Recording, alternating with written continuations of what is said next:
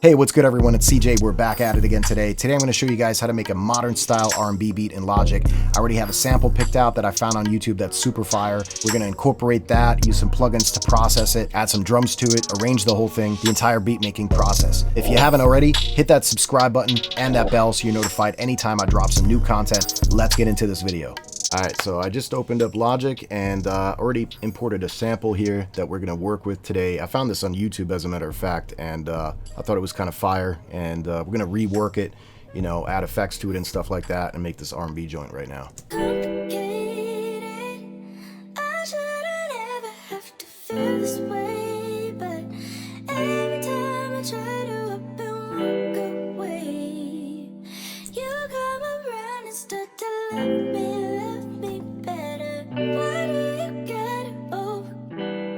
Alright, cool. So we got the portion here with the guitar as well as the vocal sample. Here we just have the guitar and sounds like some pads maybe.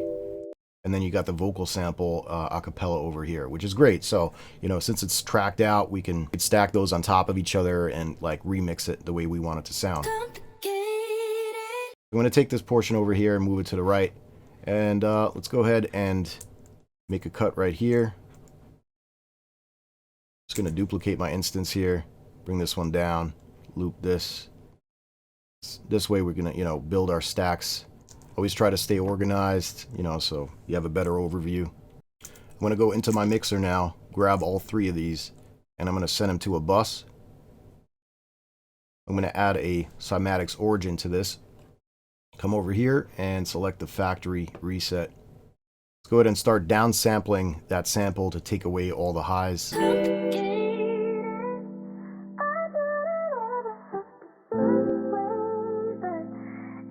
What I like about this plugin too is that you have the high pass filter, so you basically take the low end out already. So we're going to add our own bass after.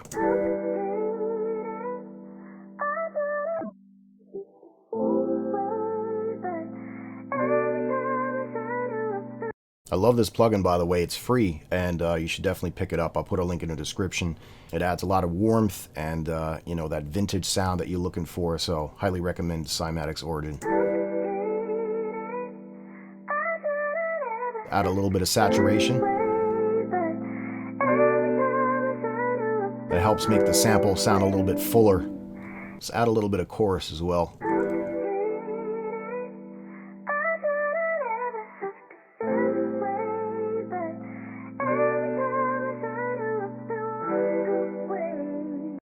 I'm going to drop an EQ on that as well and just take out more of the low end.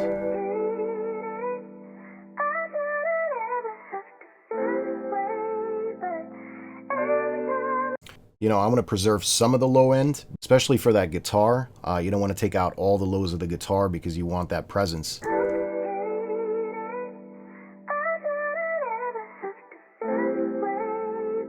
Now, this guitar right here is playing 3 chords. I'm going to use a tool called Melodyne to extract those chords. Maybe we can layer it later with like some keys or something like that. I got Melodyne right here. Go to Algorithms and make your default polyphonic sustain so you could extract the chords.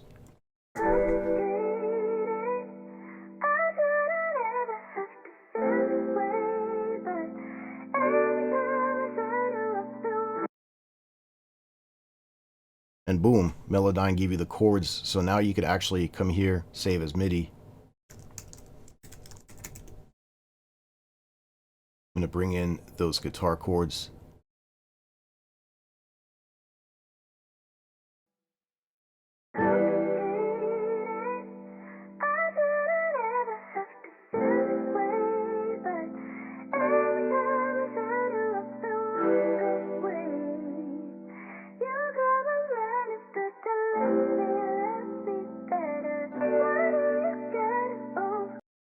So right off the bat, as I'm building the beat, I'm going to think about my arrangement. You know, how is it going to drop? What's the intro going to be like? And so I think I'm going to, you know, keep all the guitar, the pad, and the vocal in the intro. And then we'll drop into the first verse. And the first verse is just going to have the pad and the guitar and maybe this added piano here. And then what we'll do is copy this over for the second part of the verse. And we're going to reintroduce that vocal as well.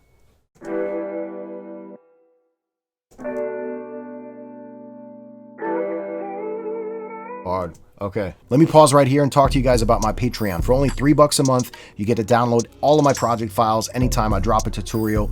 This includes tracked out stems, MIDI, one shot. So if you're not using Logic, it don't matter because you could use that in any DAW. Let's jump right back in. I made this R&B kit here, and I'm gonna start adding some drums.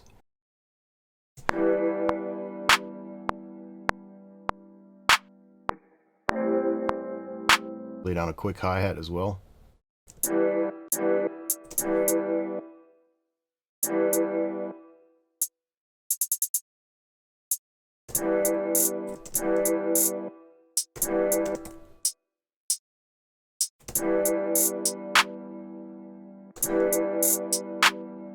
Now I'm trying to keep, you know, as I'm adding the elements, I'm leaving a lot of space so that I can, you know, find the pockets for the percussion and everything else.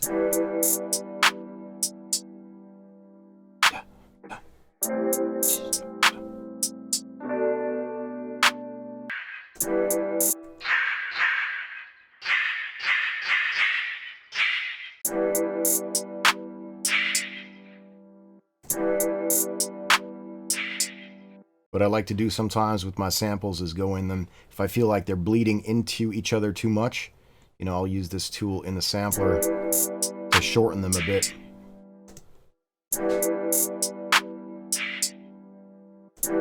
And just find, you know, find that balance.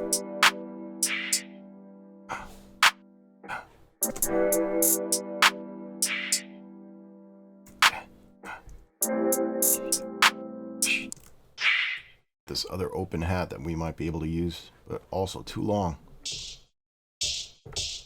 I want them shorter. It's more like it.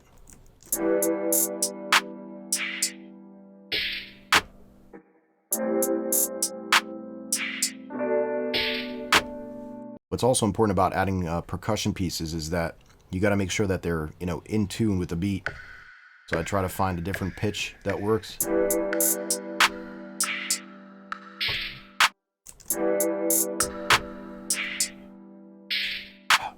I think I'm going to record a breath sound real quick. All right, let's process that breath sound a little bit. Take out the lows.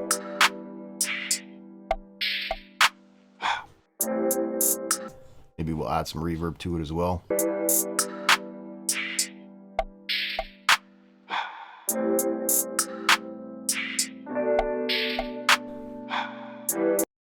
Now that I added the reverb to it, let's bounce that in place. Basically make a new sample out of it. Once that's bounced in place, what you can do is click on it, hit File, go to Functions, Reverse.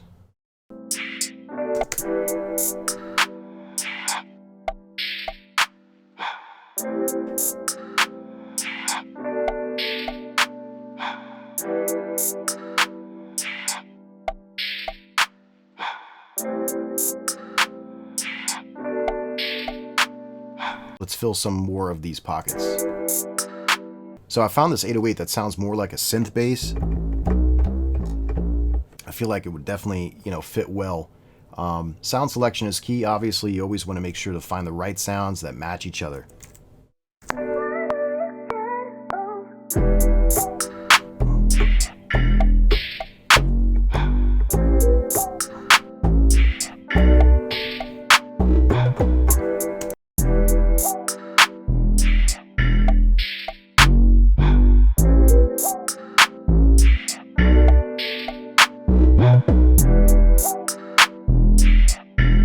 It's time to add a kick too. Hey.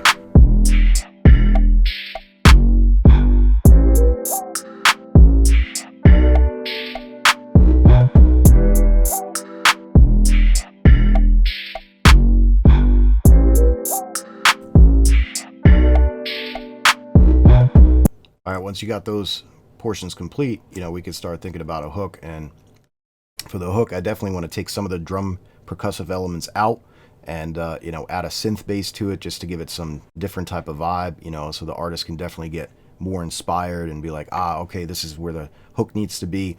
you know, you always got to think about how are you going to structure the beat for the song. You know, if you're just making beats to make beats, that's one thing. But if you want to inspire an artist, they have to be in a song structure. The artist knows where to put the verses, where to put the intro, where to put the hooks. So let me drop in a software instrument. You can definitely find some fire sounds in Logic, you know, stock sounds. So something like this, like a synth lead, could be turned into a bass just by cutting the highs out.